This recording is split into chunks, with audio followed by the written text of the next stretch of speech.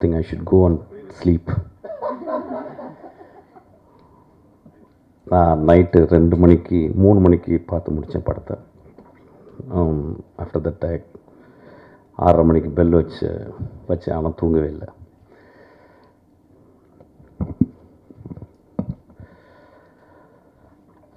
இரண்டாம் உலகப் போரில்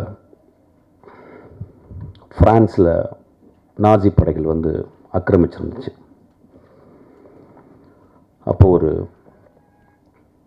நாசி ஆஃபீஸர், ஜெர்மன் ஆஃபீஸர், அவர் பிக்காசோனுடைய வீட்டுக்கு போகிறாரு. அந்த வீட்டில் அப்போ தான் வரைஞ்சி முடிச்சிருந்த ஒரு பெரிய பெயிண்டிங், அந்த பெயிண்டிங் பேர் குவர்னிகா. அதை அந்த நாசி ஆஃபீஸர் பார்த்துட்டு, இவ்வளவு மோசமான பெயிண்டிங்கை நீங்களாக வரைஞ்சிங்க அப்படின்னு பிக்காசோட கேட்குறாரு. பிக்காசோ சொல்கிறாரு, இல்லை நீங்கள் தான் வரைஞ்சிங்க அப்படின்னாரு. குவர்னிகா போரின் இழிவை, போரின் தேவையற்ற தன்மையை, உலகத்தில் குவர்னிகா மாதிரி இது வரைக்கும் எந்த ஒரு கலைப்படைப்பும் விமர்சனம் செய்யவில்லை.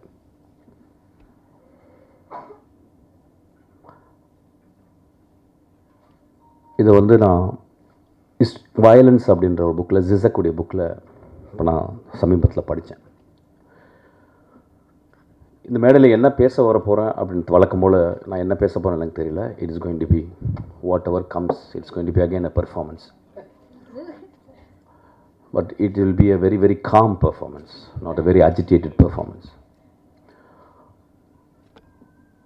ஒரு கலைப்படைப்பு சமூகத்திலிருந்து தான் உருவாகுது. ஆனால் நம்ம சமூகம் கலைப்படைப்புகளை பார்த்து இந்த படைப்பு சமூகத்தை கெடுக்குது அப்படின்றாங்க. ரெண்டுமே நடக்குது. ஒரு மோசமான கலைப்படைப்பு சமூகத்தை கெடுக்குது. ஒரு நல்ல படைப்பு சமூகத்தை சிந்திக்க வைக்குது. ஒரு சினிமாவுடைய maximum impact, it can stop people for few seconds to think about life. நம்ம லைஃப்பில் நம்ம we are very busy always and we are terribly bored. We are terribly bored, that's why we are very busy. We are running, ஓடிக்கிட்டே இருக்கோம். அப்போ ஒரு தியேட்டருக்குள்ள ஒரு 2.5 மணி நேரம் போய் உட்காந்து ஒரு படத்தை பார்க்கும்போது, அந்த படம் பார்க்கும்போது நம்மளுடைய சித்தாந்தங்கள், நம்மளுடைய ஐடியாலஜிக்கல், நம்மளுக்கு பிடித்தவை, நம்ம சின்ன வயசுலேருந்து வளர்ந்த நம்மளுக்கு அப்பா அம்மா, இந்த சமூகம், மதம், ஜாதிகள் சொன்ன இந்த சித்தாந்தங்களை அந்த கலைப்படைப்பு கேள்வி கேட்கும்போது, எதிர்க்கும்பொழுது நம்மளுக்கு பெரிய கோபம் வருது. இந்த கோபம் நியாயமுமானது தான். இந்த கோபம் நியாயமானது. ஆனால் நம்ம நல்லா புரிஞ்சுக்கணும், அந்த கலைப்படைப்பை எடுக்கிற அந்த மனிதன் எப்படியாப்பட்ட படைப்பை எடுத்திருக்கான் பாருங்கள். இந்த 100 வருஷத்தினுடைய தமிழ் சினிமாவை நீங்கள் ஒத்து பார்த்தீங்கன்னா, ஒரு சல்லடையில் போட்டு சலித்து பார்த்தீங்கன்னா எத்தனை படங்கள் தேரும். எவ்வளவு கோடிகள் ஒழுக்கமில்லாத படங்களுக்கு நம்ம கொட்டியிருக்கோம். எத்தனை மோசமான படங்களை நம்ம பார்த்து கைத்தட்டியிருக்கோம், விசில் அடிச்சிருக்கோம். அப்போ நம்ம மனசுக்குள்ளே கொஞ்சம் தர்மத்தோடு பேசணும்னு, விமர்சனம் செய்வதற்கு எல்லோருக்கும் உரிமை உண்டு. ஒரு சொசைட்டி இல்லை எவ்வளவு விமர்சனம் இருக்கோ அந்த அளவுக்கு சொசைட்டி ஹேஸ் காட் அ ஃப்ரீடம்னு புரிஞ்சுக்கணும். ஆனால் அந்த விமர்சனம் ரொம்ப ஷார்ப்பாக இருக்கலாம், கிள்ளலாம், சின்ன பின்னில் குத்தலாம், ஒரு சின்ன துளி ரத்தமும் வரலாம். ஆனால் அந்த விமர்சனம் கழுத்தை துண்டிக்கக்கூடாது. அதுவும் ஒரு கலைஞனுடைய கழுத்தை துண்டிக்கக்கூடாது. இந்த படத்தை பற்றி நிறைய விமர்சனங்கள், சென்சாரில் பெரிய போராட்டம், அந்த படத்துலேயே தெரியும். There are many places it is choppy. I could see that it was chopped. அதை சென்சார் பண்ணுறதுக்கு உரிமை இருக்குது. அந்த சென்சாரில் இருந்த மனிதர்கள் அதை பண்ணுறதுக்கு உரிமை இருக்குது. அப்படியே அந்த படம், அந்த கலைப்படைப்பு கொஞ்சம் தப்பிச்சிருச்சு. நான் கலைப்படைப்புன்னு நீங்கள் என்ன சொல்லணும்னா, நான் வருஷா பண்ணது மட்டும் கலைப்படைப்புன்னு சொல்ல, எல்லா படங்களும் சொல்கிறேன். எல்லா தோக்குற படங்களும். என் ஆஃபீஸ்க்குள்ள ஒரு அசிஸ்டன்ட் டைரக்டர் வந்தான்னா, என்னப்பா அப்படின்னா, நான் அசிஸ்டன்ட் டைரக்டர் ஆகணும்னு சொல்லும்போது எனக்கு அவன் மேலே ரொம்ப மரியாதை வந்துடும். ஏன் 2000-3000 தொழில் இருக்கும்போது ஒரு இளைஞன் நான் சமூகத்திற்கு கதை சொல்லணும்னு வரானே, அவன் எவ்வளோ பெரிய கலைஞன். அவனுக்கு சொல்ல தெரியுதோ இல்லையோ, அவனுக்கு சொல்ல வருதோ இல்லையோ, அவனால் சொல்ல முடிஞ்சதோ இல்லையோ, 30 வருடங்கள் ரோட்டிலே இந்த தெருவுகளில் வேஸ்ட் பண்ண, இந்த டீ கடையில் வேஸ்ட் பண்ண அசிஸ்டன்ட் டைரக்டர் எனக்கு தெரியும். என்னையோட வெற்றிமாறனோட அறிவான, ஆழ்ந்த சிந்தனை உள்ள, அன்பினால் உருவாக்கப்பட்ட அவ்வளவு மேன்மையான அசிஸ்டன்ட் டைரக்டர்கள் இந்த ரோடுகள் சாவடித்திருக்கு. அப்போ ஒரு படத்தை நம்ம பார்க்க போகிறோம். இந்த படத்தை எழுதின இந்த குழந்தை ரொம்ப நாளைக்கு முந்தைய ஒரு கூட்டம் தான் வெற்றி. எனக்கு அந்த குழந்தைய முத சேரும்போது அப்போ எத்தனை கூட்டு, இப்பயும் வளரல, இவ்வளோ தான் வந்திருக்கா. அப்போ வரும்போது நான் பார்த்தேன் அந்த பொண்ணு. எப்பயுமே பொண்ணுங்க சினிமாவுக்கு வரும்போது அவ்வளோ சந்தோஷமாக இருக்கும்.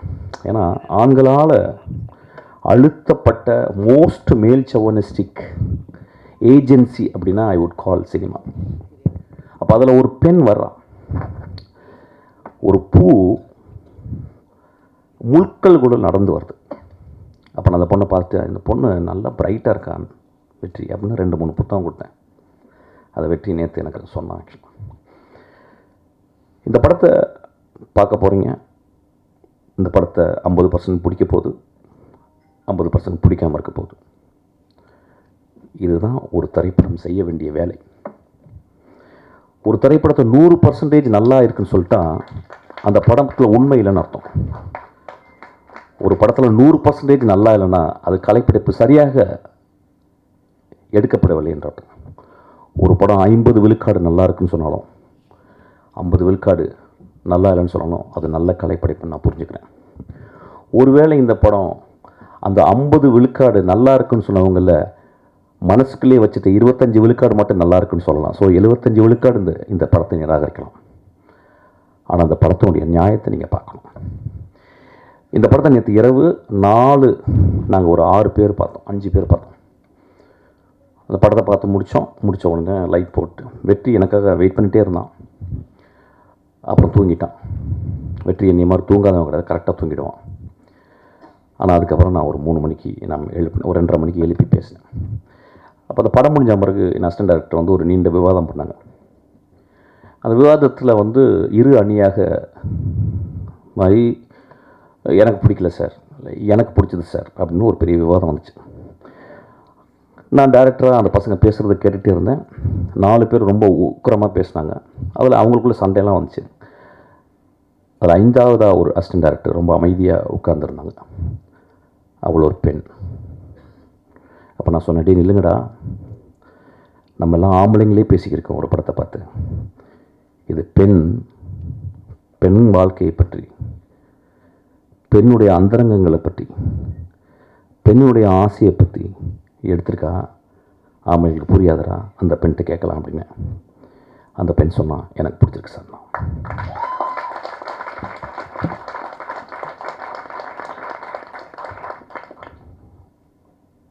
இந்த படத்தை ஏன் வர்ஷா பேட் கேர்ள்னு வச்சா, ஏன் குட் கேர்ள்னு வைக்கல? அது கொஞ்சம் ஒத்து பார்க்கணும். அவள் சமூகத்தை விளக்கமாத்த எடுத்து கூட்டுறதுக்காக வரல, விளக்கமாத்தால அடிக்காதீங்கன்னு சொல்கிறதுக்காக வந்திருக்கான். ஏன் அவன் குட் கேர்ள்னு வைக்கல, பேட் கேர்ள்னு வச்சானா அந்த கதாசிரியன், அந்த குழந்தைக்குள்ள கதாசிரியன், அந்த குழந்தைக்குள்ள வாழ்க்கை அனுபவம், அந்த குழந்தை சந்தித்த மோசமான தருணங்கள், இதெல்லாம் ஒரு பெண்ணை எப்படி பண்ணுது அப்படின்றதுக்கு ரொம்ப மனசுலேருந்து ஆழமாக எனக்கு தெரியும். ஒரு படத்துக்கு டைட்டில் வைக்கிறதுக்கு 6 மாதம் ஆகுது, எனக்கும் வெற்றிக்கலாம். ஆனால் ஒரு பெண் நான் ஒரு பேர்ட் கேர்ள்னு சமூகத்தில் சொல்லியிருக்கேன். என்னை பேர்ட் கேர்ள் நீங்கள் சொல்கிறீங்களே, நீங்கள் கொஞ்சம் ஒத்து பாருங்கள், என்னை கொஞ்சம் ஒத்து பாருங்கள், என் வாழ்க்கையை ஒத்து பாருங்கள். உங்களுக்கு 30 நாட்கள் ஓடி போகுது. என் 30 நாட்கள் உங்களை மாதிரியா ஓடுது? எத்தனை நாட்கள் என்னை வீட்டுக்குள் அடக்கி கிடைக்கிறீர்கள்? எத்தனை நாட்கள் என் பூஜை அறைக்குள் வரவிடாமல் என்னை அழைக்கிறீர்கள்? எத்தனை நாட்கள் நான் வாய் பேசக்கூடாது என்று சொல்கிறீர்கள்? எத்தனை நாட்கள் நான் வேகமாக நடக்கக்கூடாது என்று சொல்வீர்கள்? அப்படின்னு ஒரு கேள்வி கேட்டிருக்கேன். இந்த கேள்வி ஒரு பெரிய கலைப்படைப்பின் அல்லது ஒரு பெரிய தர்மத்தில் இருந்து எழுந்த கேள்வி அல்ல. ரொம்ப சிம்பிளான கேள்வி, ரொம்ப எளிமையான கேள்வி. எனக்கு நல்லா ஞாபகம் இருக்குது.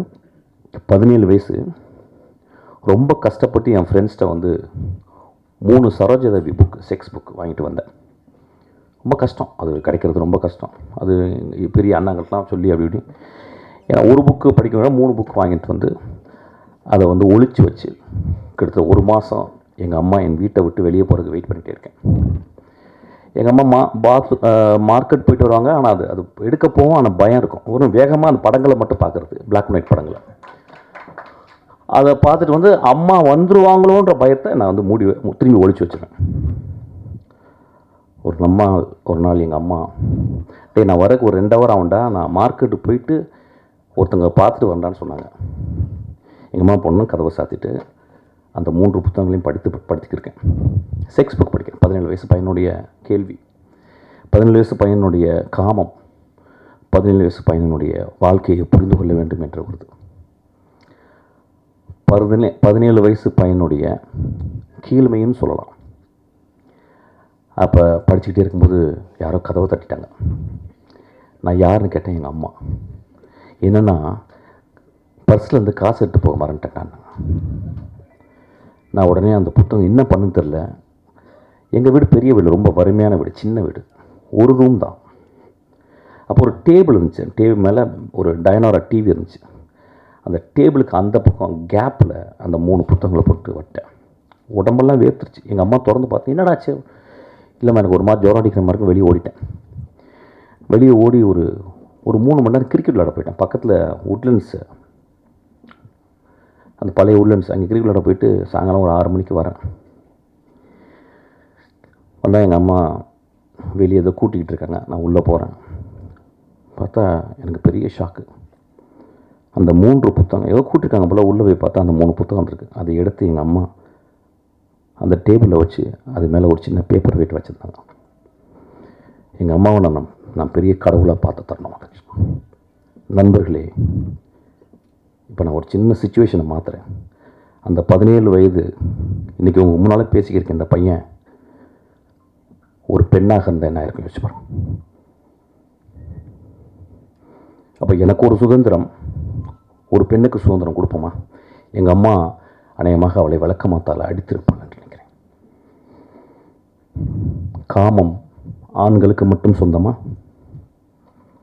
ஏன் கடவுள் ஆண்களுக்கு குழந்தை பிறக்கக்கூடிய தகுதியை கொடுக்காமல் 10 மாதம் சுமக்கும் கற்பையை பெண்களுக்கு கொடுத்துருக்கான்? நம்மளோட ஒரு படங்கு மேலே தான் அவங்க. நம்மளோட ஒரு படங்கு இயற்கை அவங்கள ரொம்ப மதிக்குது. நம்மளோட அவங்க வரம் பெற்றவர்கள் பெண்கள். இந்த படத்தை நான் ரொம்ப எக்ஸ்ட்ராடினரியான படைப்புன்னு திருப்பி சொல்ல மாட்டேன். There are great moments are there. First of நீங்கள் பார்த்தீங்கன்னா இந்த படத்தினுடைய பிளானை பாருங்கள். ஒரு சின்ன குழந்தை, அந்த குழந்தை ஆனால் 3 பருவத்தை சொல்வதற்காக 3 கேமராமேனை தேர்ந்தெடுத்திருக்கான். அவள் எவ்வளோ பெரிய ஒருத்தர், அதுக்காக ஒரு கிளாப் அடிப்போம். அவள் எவ்வளோ சீரியஸாக இயங்குறா பாருங்கள். She would have very easily asked for some great cameraman like P.C. Sriram or somebody else. They would have come for grassroots. They would have come. They would have readily accepted even for a peanut of money. அவள் ஏன் 3 எனக்கு 3 இதையும் வேறு வேறு பெர்ஸ்பெக்டிவில் பண்ணணும். இந்த உலகமே perspective கிடைக்க மாட்டேங்குது இந்த உலகத்துக்கு. அப்போ பாருங்க, அவள் இன்னும் 30-40 வருடம் ஒரு மிகச்சிறந்த இந்தியாவின் மிகச்சிறந்த டைரக்டர் ஆக போகிறதுக்கு இங்கே விதைய ஆரம்பிக்குது. அவள் 3 பெர்ஸ்பெக்டிவ்களை பார்க்குறான். அதுக்கப்புறம் தெரிஞ்ச ஒரு ஹீரோயினை யாரையோ கூட்டியாந்து அது பண்ணல, யாரோ ஒரு தெரியாத ஒரு பொண்ணு இவர் தேடுறான். இந்த வாழ்க்கையில் வருஷமும் இருக்கா அந்த படத்தில் நடித்த அந்த கதாநாயகனுக்கும் அந்த வாழ்க்கை இருக்குது. இங்கே இருக்க எல்லா பெண்களும் அந்த வாழ்க்கை இருக்குது. இந்த மாதிரி ஒரு விழாவை நான் பார்த்ததே இல்லை. முழுக்க முழுக்க ஆண்களால் ஆக்கிரமிக்கப்படும் ஒரு விழா இன்று முழுக்க முழுக்க பெண்களால் இருக்கு. முழுக்க முழுக்க ஆண் தன்மையால் டாமினேட் செய்யப்படும் ஒரு மேடை இன்று முழுக்க முழுக்க பெண் தன்மையாக உள்ள வெற்றிமாறன். எனக்கு தெரியும், வெற்றிமாறன் பார்க்கல பயங்கரமா என்ன ராஜா அப்படிலாம் சொல்லுவான். அவனை மாதிரி ஒரு ஒரு ஒரு கிரியேட்டர்னா யார் தெரியுமா? பெண் தன்மை மனசுக்குள்ளே இருக்கணும், உடம்புல இருக்கணும். அதனால தான் ஏஆர் ரஹ்மான், இளையராஜாவும் பெண் தன்மை ஜாஸ்தியாக இருக்கும். கிரேட் கிரேட் கிரேட் அவங்க தான். எனக்கு வெற்றிமாறனுடைய ரொம்ப நெருங்கி எனக்கு தெரியும். நான் அவ்வளோ பக்கத்தில் அவனை அப்படியே ஒத்து பார்த்துருக்கேன். வெற்றிமாறன் இன்னைக்கு இவ்வளோ உயரம் வந்திருக்காருன்னா படித்து படித்து படித்து படித்து சினிமாவை சிந்திச்சு சிந்திச்சு சிந்திச்சு தான் வந்திருக்கான். அந்த பட்டறையில் இன்னைக்கு ஒரு கத்தி வந்திருக்கு, ஒரு முள் வந்திருக்கு, ஒரு பூ வந்திருக்கு. முள்ளு குத்தும், முள்ளு குத்தணும். கத்தி ஆப்பிள்களை வெட்டுறதுக்கு தேவைதான், ஆனால் பூவை நம்ம கசிக்கக்கூடாது. அவர் இந்த படத்தில் வந்து ஒரு ஃபில்ம் மேக்கராக the way she handle the close ups, இந்த படத்தை வந்து ஒரு நல்ல ஸ்டடின்னு சொல்கிறேன். அதாவது நெக்ஸ்ட் ஜெனரேஷனுக்கு வந்து இந்த படத்தினுடைய க்ளோஸ்அப்பை, ஒரு பெண்ணை, எனக்கு தெரிஞ்ச தமிழ் சினிமாவில் இந்தியன் சினிமாவில் ஒரு பெண்ணினுடைய முகத்தை இத்தனை ஆங்கிளில் இவ்வளவு அழகாக எந்த படமும் காட்டலன்னு நினைக்கிறேன். மணி சார் ஒரு பேட்டியில் சொல்லியிருக்காரு, there are very very few directors who knows how to compose close-ups அப்படின்ட்டு. I think she is one of the director.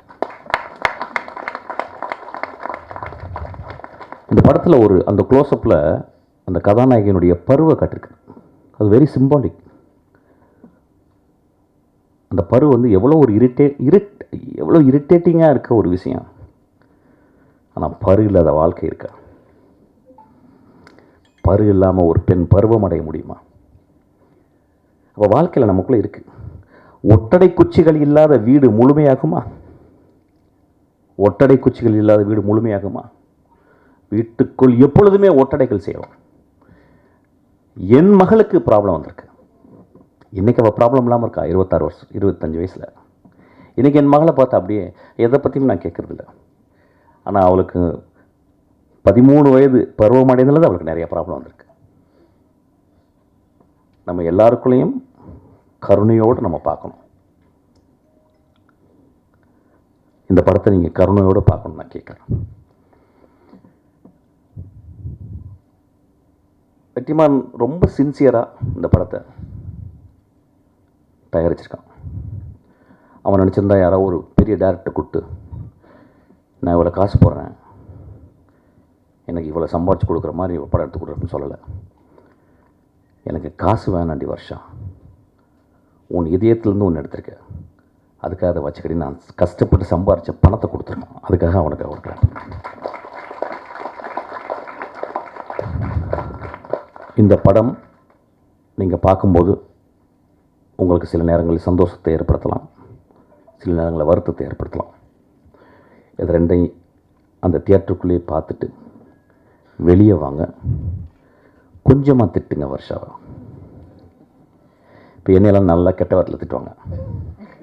நான் ஏதாவது பேட்டி கொடுத்தேன்னா கீழே அவள் என்ன பூவா, அவள் என்ன, அதுவும் சொல்லக்கூடாது. ஆக்சுவலாக நிறைய கிட்ட எனக்கு அது ரொம்ப பிடிக்கும். எனக்கு சம்படி ஐ ஃபீல் வெரி ஆர்கசமிக்காக எனக்கு நான் ஃபீல் பண்ணுவேன். வெரி மேசோகிஸ்டிக் நான் ஆக்சுவலாக. அந்த குழந்தைய அப்படி திட்டாதீங்க. அந்த குழந்தை ஒரு பெரிய வைரம். ஒருவேளை தமிழில் இந்தியாவில் முதல் ஆஸ்கார் அவள் வாங்கலாம்.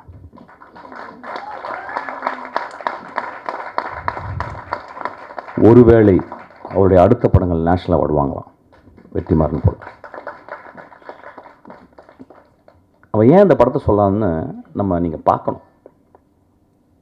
ஏன் சொல்கிறான் அவன்? ஏன் வந்து சார் ஓப்பன் பண்ணால் ஒருத்தர் வரீங்க சார், அப்படியே ஆடுறீங்க சார், விசில் அடிக்கிறீங்க சார், ஒரு 2 பொண்ணு உங்களை லவ் பண்ணுது சார், ஒரு அம்மா சென்டிமெண்ட் சார், அதுக்கப்புறம் மிஷ்கின் சார் படத்துலேருந்து வர மாதிரி ஒரு குத்துப்பாட்டு சார், அதுக்கப்புறம் வந்து ஒரு 300 பேர் அடிக்கிறீங்க சார், அப்புறம் சார் அப்புறம் எதுக்கு பார்த்தீங்கன்னே தெரியாமல் நீ வெளியே போயிடணும் சார் சொரிஞ்சுக்கிட்டே.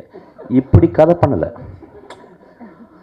அவள் என்ன பண்ணுறான், என்ன முதல் கதை இருக்குல்ல, முதல் கதை வந்து முதல் குழந்தை மாதிரி. அதனால மோஸ்ட் ஆஃப் த டைம் சவள குழந்தைங்கள தான் வரும். ஆனால் அந்த குழந்தைய ரொம்ப பத்திரமாக முதல் குழந்தை எந்த குழந்தை பெக்கணும்னு எடுத்து பெற்றிருக்கான் அந்த தாய். அந்த படம் ரிஸ்க் தான். அவள் தான் பெருந்தாய். ஏன்னா அவள் சமூகத்தை ஏமாற்ற வரல. சமூகத்தில் அப்படி சுரண்டி கொடுத்து, அப்படி வருடி கொடுத்து, அப்படியே எண்ணெயை வந்து அப்படியே இறகுல தொட்டு வருடி கொடுத்து நான் படத்தை ஹிட் பண்ணி, நான் அடுத்தது வந்து இதில் 25 லட்சம், அதில் 40 லட்சம், அடுத்தது 2 கோடி ரூபாய் போகணும் அப்படின்னு அவள் என்ன இல்லை. அவள் தன்னை சுருக்கி கொண்டு ஒரு நத்தை போல் சுருங்கி தன் வாழ்க்கையை முதல் நாள்லேருந்து 32 வயசு வரைக்கும் என்ன நடந்துச்சு அப்படின்றத ஒரு கேமரா வச்சு எடுத்திருக்கா. அதை அந்த எடிட்டர் அம்மா கட் பண்ணி 1 hour 55 நிமிஷம் கொடுத்துருக்காங்க உங்களுக்கு. It was her own life R it was her own dearest friends life. அதை நம்ம ரெஸ்பெக்ட் பண்ணணும், அதை நம்ம புரிஞ்சுக்கணும். நல்லா யோசிச்சு பாருங்கள், எவ்வளவு மோசமான படங்களை நம்ம பார்க்கணும். அந்த படத்தை நம்ம குழந்தைங்களை கூப்பிட்டு பார்க்க முடியுமா? நம்ம மனைவியை கூப்பிட்டு போய் பார்க்க முடியுமா? நம்மளுடைய தங்கச்சியை கூப்பிட்டு போய் பார்க்க முடியுமா? எவ்வளவு விரசமான, எவ்வளவு மோசமான இந்த படத்திலும் விரசம் இருக்கிறது. அந்த விரசத்தில் விரதம் இருக்கிறது. அந்த விரசத்தில் தெய்வீகத்தன்மை இருக்கிறது. ஒரு குழந்தையினுடைய படத்தை நீங்கள் பாருங்கள். இது ரொம்ப முக்கியமான படம்னு நான் சொல்ல மாட்டேன். ஆனால் நிறைய சாக்கடைகள் படங்கள் எடுக்கிற இடத்துல இது ஒரு சந்தனக்கட்டை.